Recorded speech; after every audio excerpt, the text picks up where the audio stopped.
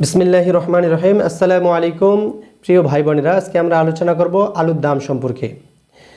বাংলাদেশের বাজারে যখন ফ্যাসিস্টের পতন হয় তখন আলুর দাম ছিল 80 টাকা। তখন প্রত্যেক কৃষকেরই একটা ধারণা ছিল যে আলুর দাম যদি 80 টাকা না থাক, অন্তত 40 টাকা থাকে, 40 টাকা না তখন 30 টাকাও যদি আলু বিক্রি করি তারপরেও আলু লস হবে না।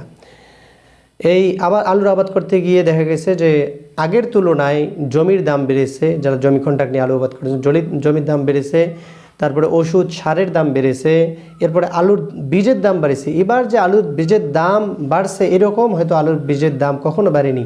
135 টাকা কেজি পর্যন্ত আলুর বীজ বিক্রি হয়েছে এবার। তো এই এত চড়া মূল্য দিয়ে এবার কৃষকরা আলু আবাদ করেছেন। কিন্তু দুঃখের বিষয় হলো, যখন কৃষকরা প্রথম ধাপে যখন আলু তুলতে গেল তখন দেখা গেল যে অর্ধেক আলু উঠতে নাই উঠতে আলুর দাম একেবারে 80 টাকা করে নামতে নামতে একদম 15 টাকা এসে থামলো, 14, 15, 16 টাকা এসে থামলো। হ্যাঁ, এরপরে কিছুদিন যাওয়ার পরে যখন প্রথম ধাপের আলুগুলো তোলাই হয়নি, তারপরে আরও দাম 10 টাকার নিচে চলে আসলো। তারপরে জানা গেল যে একটা দেশ নাকি আলু টানছে, যার কারণে 5 টাকার মতো বাড়ছে, 12-13 টাকা হইল। 10 টাকার নিচে নামছিল, তারপরে 12-13 টাকা হলো। সেখান থেকে এদের আগ পর্যন্ত 2-1 টাকা বাড়ে, আবার 2-1 টাকা কমে, 2-1 টাকা বাড়ে, আবার 2-1 টাকা কমে। তো এখন বিষয় হলো, আলু তোলার সঙ্গে সঙ্গে অনেক কৃষকেই ঋণ দফা পরিশোধ করার সময় বিভিন্ন বিষয়ের কারণে আলুর সাথে সাথে বিক্রি করে দিচ্ছেন, যেটা মূল্য পাচ্ছেন ওই মূল্যেই বিক্রি করে দিচ্ছেন। তো যদি 12-13 টাকা আলু বিক্রি করে, এটা নিতান্তই কৃষকের জন্য লস। আর 2 নম্বর হলো আলু স্টোরজাত করতেছেন, হ্যাঁ, কোল্ড স্টোরের মধ্যে আলু রাখতেছেন।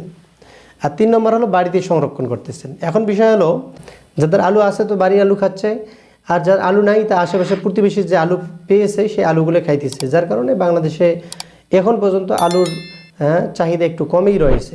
হয়তো আর কিছুদিন যাওয়ার পরে এবং এই ঈদের পরবর্তী সময়ে যে স্টোরে আলুগুলো ঢুকছে ওগুলো স্টোর থেকে তো আর নগদ সময়ের মধ্যে বেরাবে না, ওটা দেরি হয়ে বেরাবে। তো যার কারণে আরও 2টা দেশ নাকি আলু কেনার কথা রয়েছে। যদি 2টা দেশ আলু কেনে আর সেখানে যদি 10 টাকা যদি আলুর দাম বৃদ্ধি হয় তাহলেও কিন্তু 20 টাকার উপরে যাবে। তো আমরা আশা করি যে এই ঈদের পরে অন্তত এই 15-20 দিন কিংবা 1 মাসের মধ্যেই আশা করি 20 টাকা না হোক 20 টাকার আশেপাশে আলুর দামটা বৃদ্ধি হবে ইনশাল্লাহ।